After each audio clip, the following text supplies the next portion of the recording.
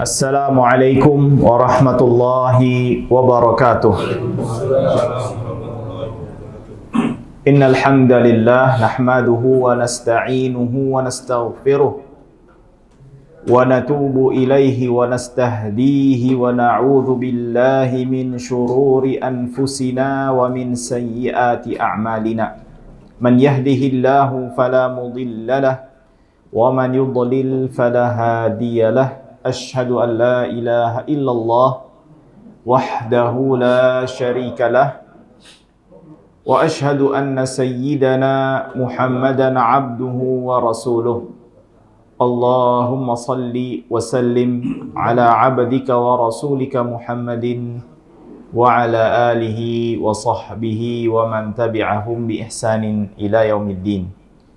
Qala Allah subhanahu wa ta'ala: Ya ayyuhalladzina amanu taqullaha haqqa tuqatihi wa la tamutunna illa wa antum muslimun.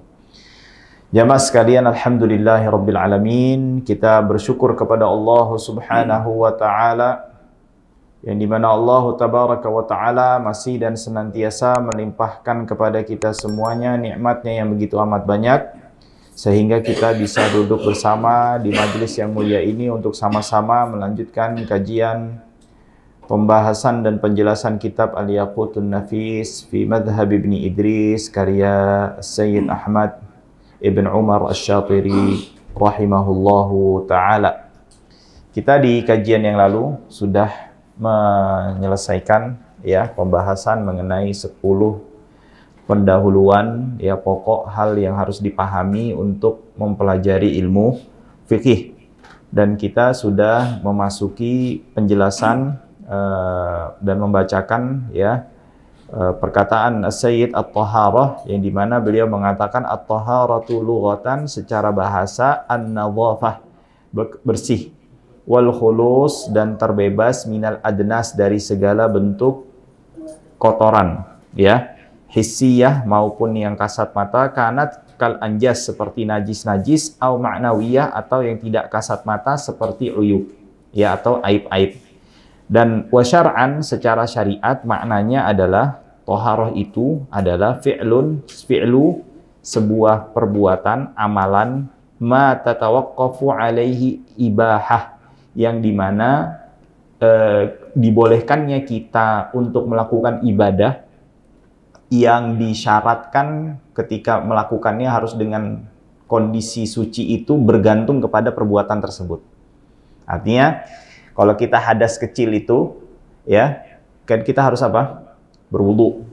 Nah, jadi sahnya sholat kita itu bergantung dengan kita berwudu. Artinya kalau kita nggak melakukan wudu terlebih dahulu, ibadah sholat yang kita kerjakan tidak akan menjadi sah dan diterima.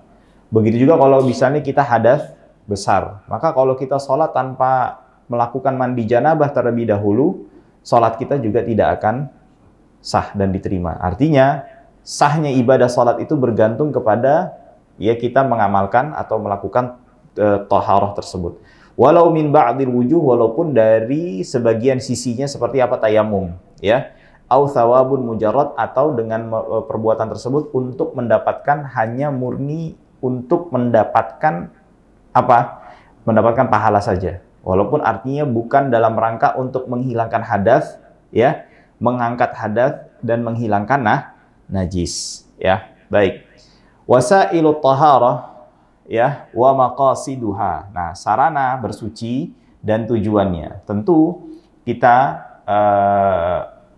tujuan untuk taharah ini apa? Tujuannya untuk menghilangkan hadas dan juga najis. Nah, kita untuk mencapai tujuan tersebut, kita harus mengetahui sarana atau perantaranya itu pakai apa, alat-alatnya. Jelas ya? Nah, maka dari itu yang namanya perantara itu pasti didahulukan sebelum tujuannya. Nah, Sayyid rahimahullah, penulis kitab ini mengatakan lit taharati arba'u wasail. Untuk bersuci ini ada 4 sarananya, atau 4 perantaranya. Wa arba'atu maqasid, dan 4 tujuannya. Artinya dengan 4 tujuan ini ketika dikerjakan sehingga tercapailah tujuan maksud dari taharah itu apa? Menghilangkan hadas dan najis. Nah, fal wasail, adapun wasail itu adalah hiya al-ma'u. Ya, yang pertama adalah air. Tentu tidak semua air atau tidak bisa menghilangkan hadas dan juga najis secara hukumnya. Ya.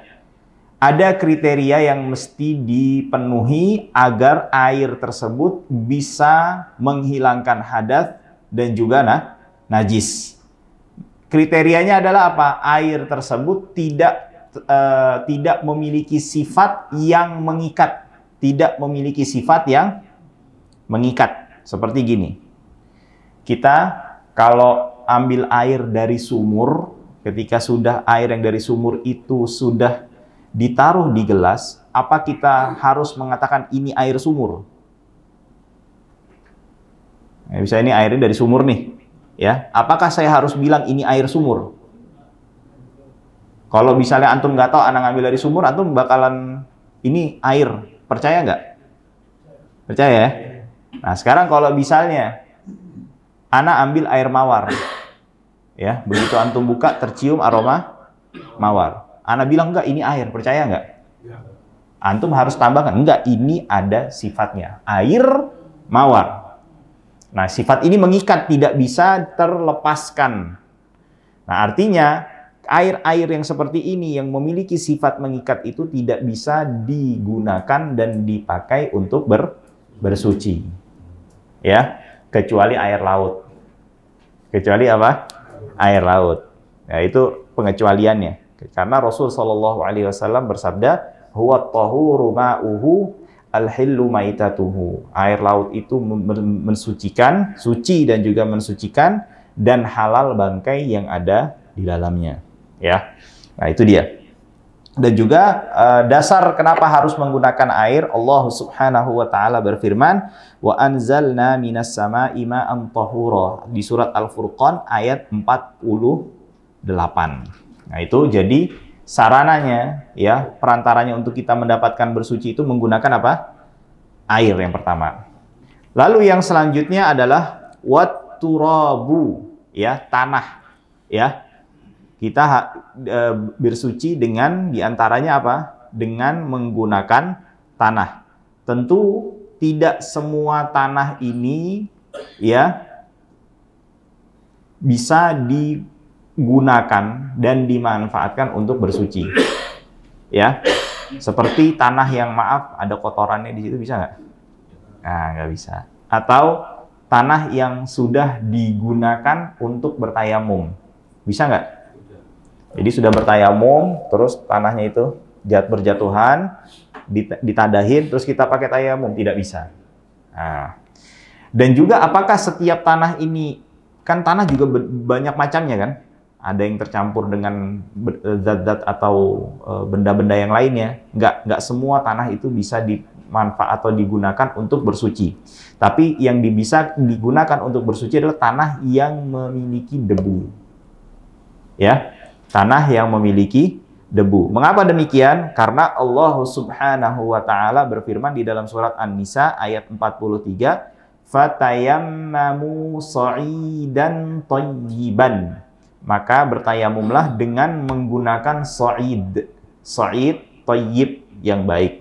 Nah, Al-Imam Asy-Syafi'i rahimahullahu taala wa radiya'an menafsirkan makna sha'id di dalam surat An-Nisa ayat 43 tersebut, maknanya adalah tanah yang memiliki debu. Karena Allah menggunakan kata sha'id, dan Imam Syafi'i ini hujjah dalam ilmu bahasa Arab. Sekali lagi, Imam Syafi'i ini apa? Hujjah di dalam bahasa Arab. Tentu beliau mengetahui kata sha'id itu apa maknanya. Karena beliau adalah orang yang paling termasuk ulama yang paling tinggi ilmu bahasa Arabnya. Bahkan sekali lagi tadi sudah Anda sebutkan, Imam Syafi'i ini hujjah dalam bahasa Arab. Jadi kalau misalnya ada perselisihan dalam ilmu bahasa Arab, lalu kan pasti untuk menguatkan salah satu pendapat yang diperdebatkan atau dipersisikan ini butuh pada apa? Dalil kan? Atau hujjah kan? Nah, itu sah ketika seseorang mengatakan dalilnya mana? Imam Syafi'i ngomong begini dan begitu. Subhanallah. Ini saking apa? Lisannya fasih. Bahkan murid beliau Rabi' ibn Sulaiman al-Muradi sampai mengatakan, kalau sekiranya Imam Syafi'i ketika menuliskan kitabnya dan mengeluarkan sedikit lebih aja kemampuannya, kita nggak akan bisa ngerti apa yang beliau ucapkan. Nah, jadi Imam Syafi'i itu ketika nyampaikan ilmunya itu apa? Agak nurunin standarnya beliau. Kalau nurutin standarnya beliau, udah nggak ada yang bisa paham. Nah, kembali lagi di sini Al-Imam Asy-Syafi'i mengatakan makna turab, ya, turab ini tanah. Tanah di sini maksudnya apa? Adalah tanah yang memiliki debu, ya. Baik, ini yang keberapa sarananya, perantaranya yang kedua. Yang ketiga adalah ad-dabigh, dengan samak, ya. Menyamak, ya. Karena kita tahu hewan yang menyamak menguliti kulit hewan yang telah mati, ya. Menguliti hewan yang telah mati. Fungsi samak ini ada dua. Menyamak ini ada dua. Tujuan menyamak ini adalah apa? Atau menguliti. Ada dua. Apa? Menghentikan apa? Pembusukan. Artinya, ketika hewan yang mati, baik mati dengan cara syar'i, yaitu dengan disembelih, atau dengan tidak cara syar'i, itu ketika dibiarkan akan mengalami pembusukan sehingga kulitnya itu juga akan ikut busuk dan tidak bisa dimanfaatkan. Nah, lalu yang kedua adalah apa? Ya, mengembalikan status hukumnya seperti sebelum mati.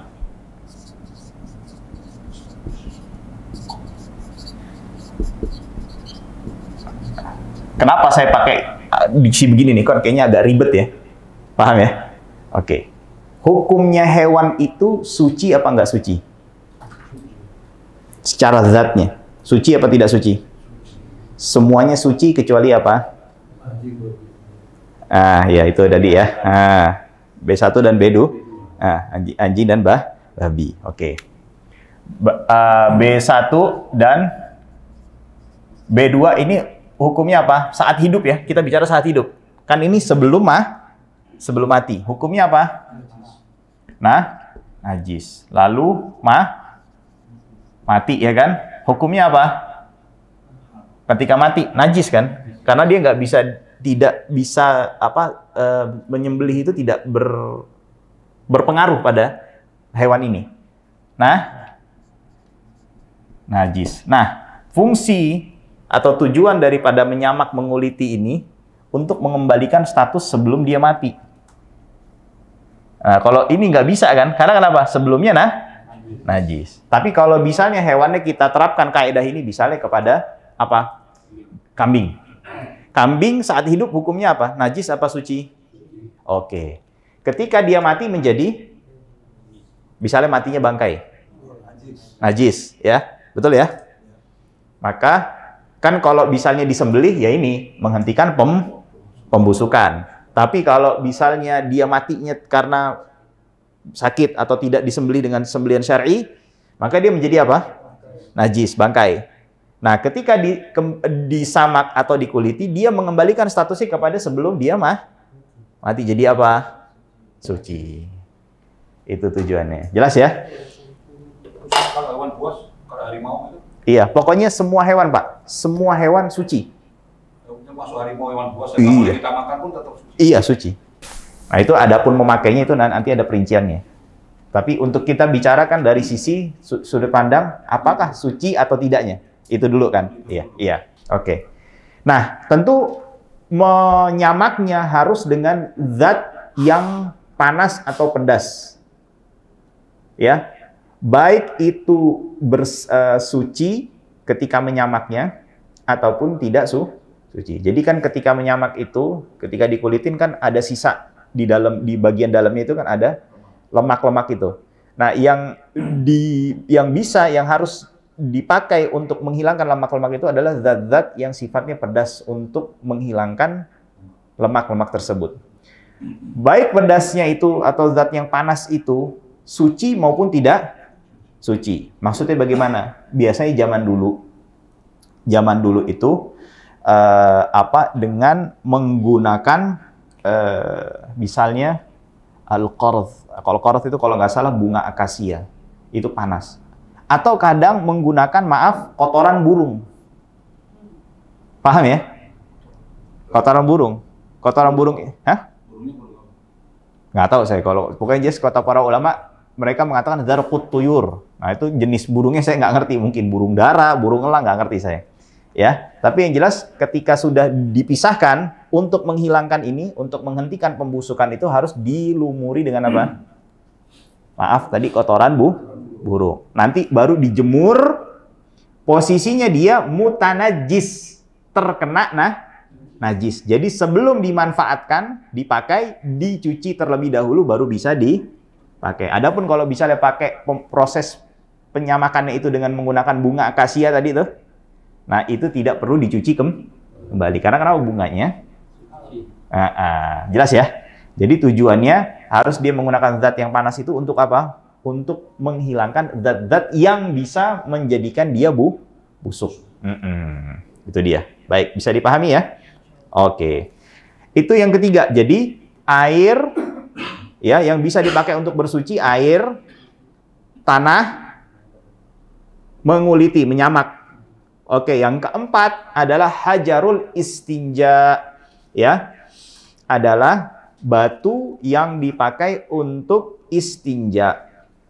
Nah, oke, tentu tadi penjelasan itu udah nanti akan disebutkan oleh Syekh, tapi Anda tadi udah mendahului dulu, ya. Oke, nah lalu pakai di sini disebutkan wa innama yutahhiru, ya. Yutahhirul ma'u. Nah, air dapat mensucikan idza kana, jika status air tersebut, kondisi air tersebut mutlaqon. Mutlaqon itu apa? Dia bisa terlepas daripada sifatnya. Tadi, sifat yang tidak mengikat. Artinya kalau misalnya air botol. Ini kan kita mengikat status air ini dengan menambahkan kriteria bahwasannya dia berada di dalam botol. Tapi boleh nggak saya bilang ini air aja tanpa harus menambahkan botol? Boleh. Nah, itu yang disebut mutlaqon, terlepas, bebas dia. Tidak terikat pada sifat tertentu. Nah, jadi nggak boleh asal-asalan. Ya, asal-asalan pakai air. Nah, oke. Air yang tidak boleh digunakan, tadi kan sudah dijelaskan kan? Air yang tidak boleh digunakan itu ada 4. Artinya yang tidak bisa digunakan untuk bersuci. Kenapa? Yang pertama adalah apa? Yang pertama adalah air yang tercampur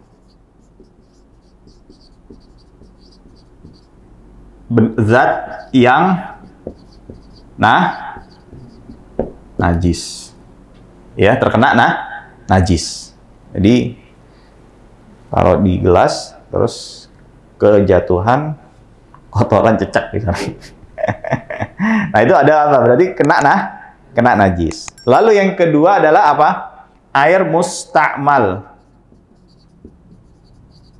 Ya, air yang telah dipakai untuk bersuci yang wajib. Bersuci yang wajib. Jadi kalau misalnya antum wudu, sudah wudu nih. Terus wudhu lagi. Wudhu yang kedua itu hukumnya apa? Hah? Hukumnya apa yang wudhu yang kedua? Dan nggak batal. Nggak batal yang wudhu pertama tuh. Hukumnya apa? Bukan was-was. Sunnah. Sunnah. Ada fadilahnya itu. Hukumnya sunnah. Air yang tadi pada wudhu yang pertama, ketika dikumpulkan lagi, dia menjadi air ini nih. Mustakmal. Tidak boleh dimanfaatkan untuk ibadah ya. Kalau bisa nyiram-nyiram tanaman nggak apa-apa. Ya. Tapi untuk ibadah tidak boleh. Adapun pada wudhu yang kedua, boleh. Karena kenapa? Wudhunya sunnah. Ya. Oke. Lalu yang ketiga adalah air yang berubah ya warna atau aroma ya, bau aja ya, atau rasa dengan sesuatu yang suci. Ini air ini boleh nggak digunakan untuk bersuci? Boleh. Saya masukin kopi. Kenapa? Berubah apanya? Warna dan rasa. Maka itu tidak boleh. Oke. Lalu yang keempat adalah apa? Air yang memiliki sifat yang mengikat. Contoh apa? Air kelapa. Anak ambil kelapa, pot ini, terus taruh di mana? Di gelas. Anak kasih, nih wudhu nih, ini air nih. Ini nggak percaya nggak antum? Anak suguhin air kelapa, antum bilang ini, anak bilang ini air. Percaya nggak? Pasti bilang apa? Ini air kelapa. Nggak mungkin cukup bilang air. Betul ya? Berarti ada apa? Ada sifat yang mengikat. Jadi 4 air ini tidak boleh digunakan untuk bersuci, berwudu. Ya, jelas ya? Naam. Oke. Lalu wat-turabu penjelasannya, adapun at-turab, wat-turabu adapun tanah idza kana khalisan, jika dia apa? Khalisan di situ disebutkan tidak tercampur, murni. Tidak tercampur misalnya dengan kerikil, tidak tercampur dengan pasir, tidak tercampur dengan apa? Misalnya tepung, misalnya. Ya. Nah, jadi dia harus tanah yang berdebu. Memiliki debu. Jadi kalau begitu di apa? Di tepok itu langsung ada debunya, ada yang terbang. Nah, kalau misalnya tanahnya lempung, boleh nggak dipakai? Enggak, karena dia tidak berdebu, ya. Jadi memang di dalam mazhab Syafi'i masalah tayamum agak ketat. Kalau di dalam mazhab Imam Malik itu boleh setiap segala sesuatu yang berada di atas permukaan bumi. Jadi makanya kalau di Maroko itu, kata teman-teman saya yang pernah ke sana, itu biasanya di masjid-masjidnya suka ada satu ruangan itu ditaruh batu. Batu itu apa? Kalau misalnya ini penjagaan, kalau bisa ternyata airnya misalnya mati, ya, nggak bisa ngalir, mereka tayamum dengan batu itu. Karena kenapa? Batu ini kan memang berada di mana? Di permukaan tanah bumi, ya. Nah itu dia. Nah, oke. Ghairu musta'malin, dan kondisi air atau tanah tersebut ya adalah tidak musta'mal. Sudah tahu ya makna musta'mal ya? Baik. Ya, tidak dipakai untuk ibadah yang wajib. Artinya antum mau sholat wajib itu harus apa kalau nggak ada air? Tayam? Harus kan? Harus ya? Ketika antum tayamum, terus tanahnya itu kan berjatuhan tuh, dikumpulin lagi tuh. Nah itu nggak boleh digunakan untuk apa? Tayamum. Oke. Wadabiru, dan menguliti, menyamak. Nah, kriterianya seperti apa? Yang sarana yang keempat, idza kana hirrifan. Ya. Idza kana hirrifan, dia pedas atau panas, ya. Baik itu yang panasnya itu suci maupun tidak suci. Ya, suci maupun tidak suci. Ya. Yanzi'u fadalatil jildi wa ufunatahu, yang menghilangkan lemak-lemak yang berada pada mana? Pada kulit, wa ufunatuhu, dan juga busuknya, ya. Ufun tuh bau tidak sedap, artinya menghentikan pembusukan. Seperti apa? Yang bisa qalqaradhi, seperti bunga akasia tadi itu, al-qarad. Wa dzarqit thair. Itu apa itu? Kotoran burung, ya.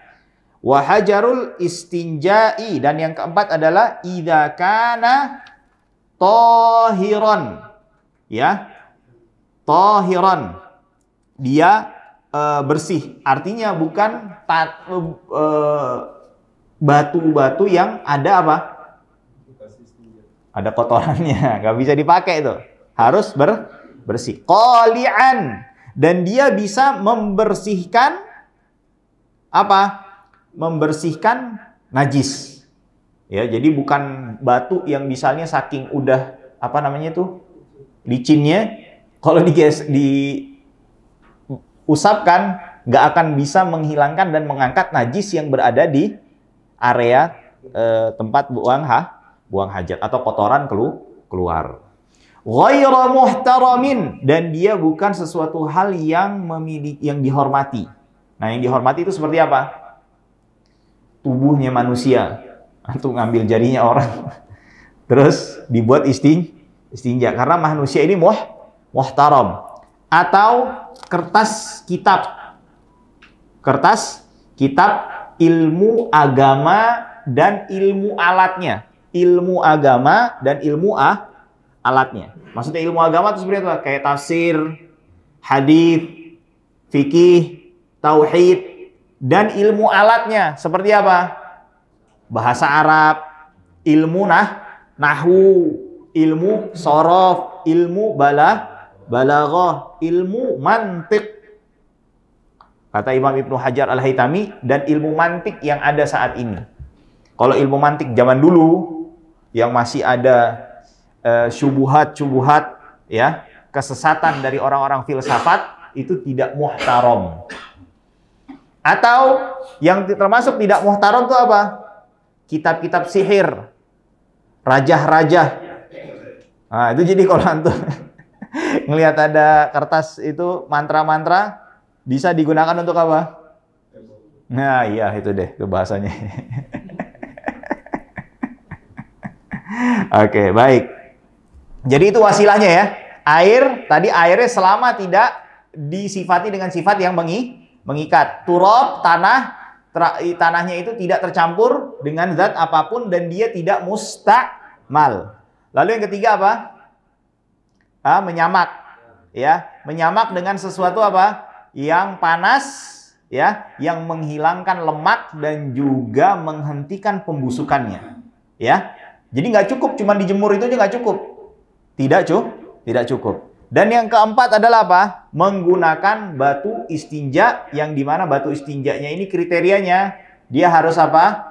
Dia bersih dan bisa menghilangkan najis dan bukan zat yang atau benda yang muhtaram, dihormati oleh syariat. Seperti apa? Organ tubuhnya manusia, tangannya atau ininya, yang lainnya, bagian tubuh yang lainnya, kakinya, ya. Atau juga bisa seperti Al-Quran, atau juga misalnya apa? Ya, ilmu agama, kitab-kitab ilmu agama, dan juga ilmu alatnya. Baik, itu sarananya. Sekarang sarana-sarananya. Ammal awani, adapun wadahnya, ya. Wadah seperti apa? Gentong atau apalah, pokoknya gentong ya. Wal ijtihad, dan ijtihad itu apa? Ya. Ijtihad itu apa?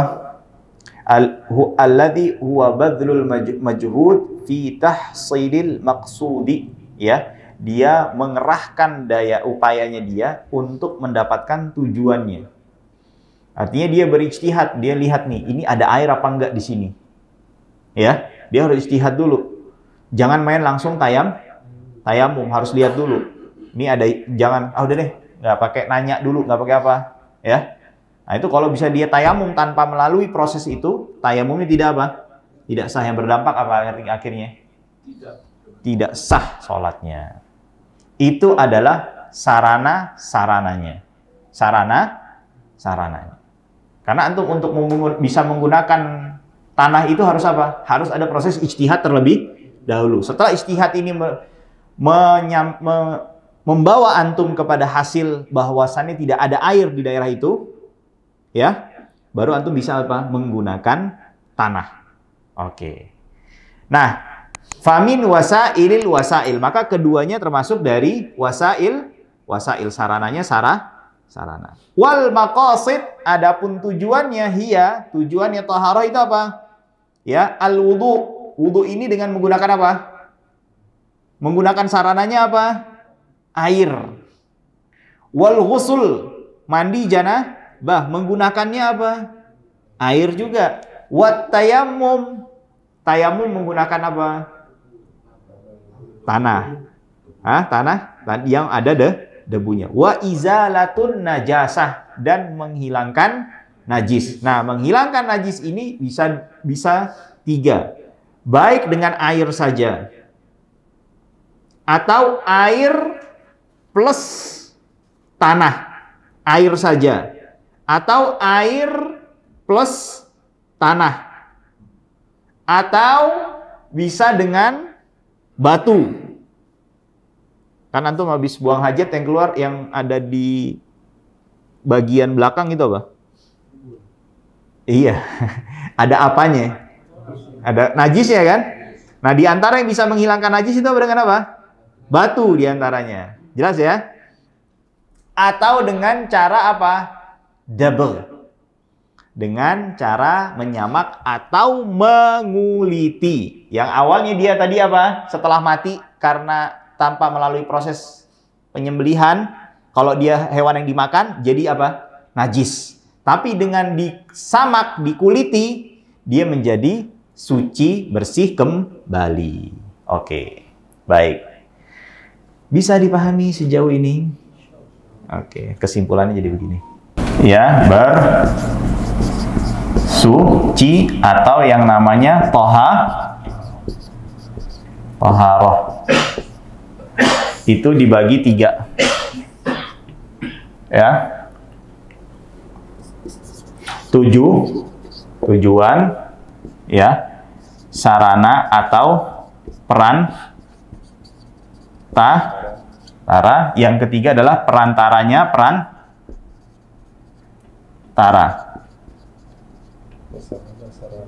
Ya, atau sarana. Oke. Tujuannya apa?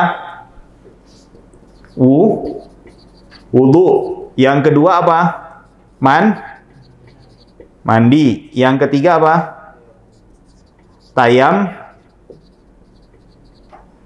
Keempat, menghilangkan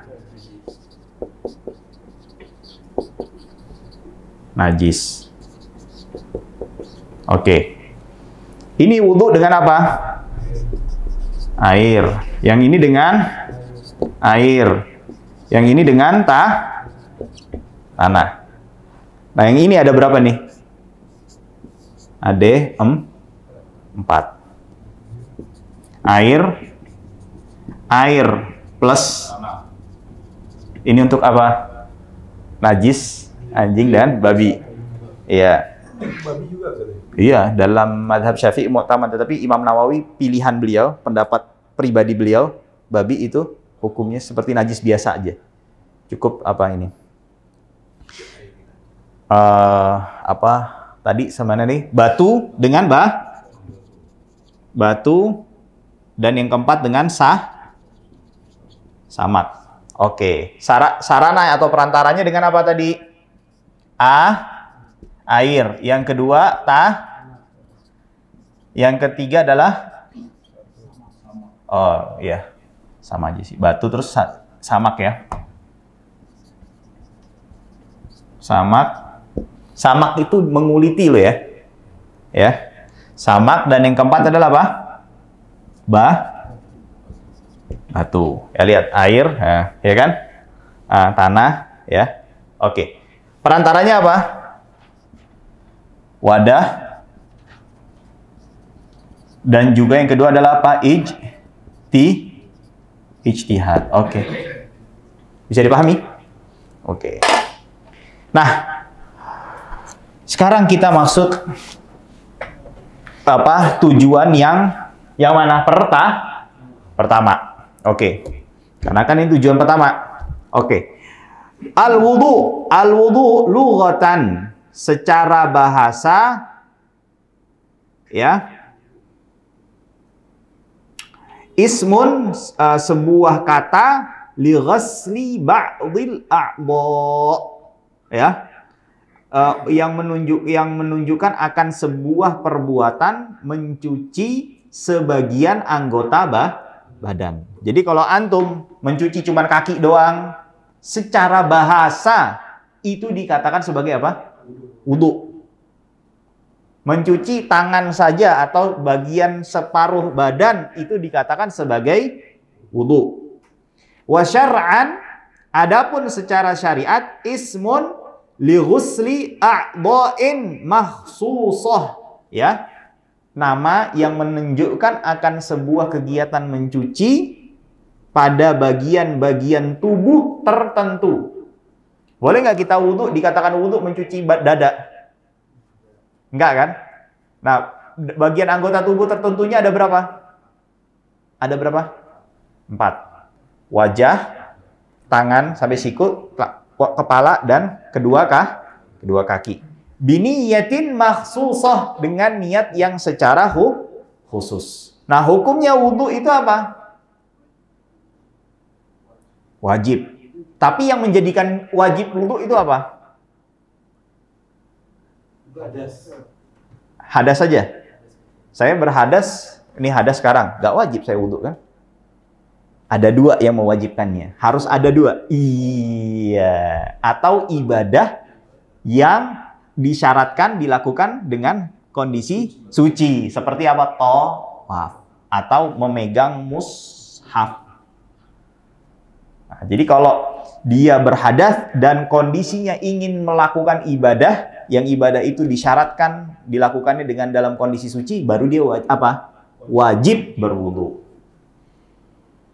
Jelas ya? Nah, adapun wudu itu kadangkala disunahkan pada beberapa kondisi. Seperti memperbaharui wudu untuk sholat yang berikutnya. Jadi antum udah sholat nih, ya, mau sholat lagi, terus perbaharui wudu, itu disunahkan, ya. Bisa dipahami ya?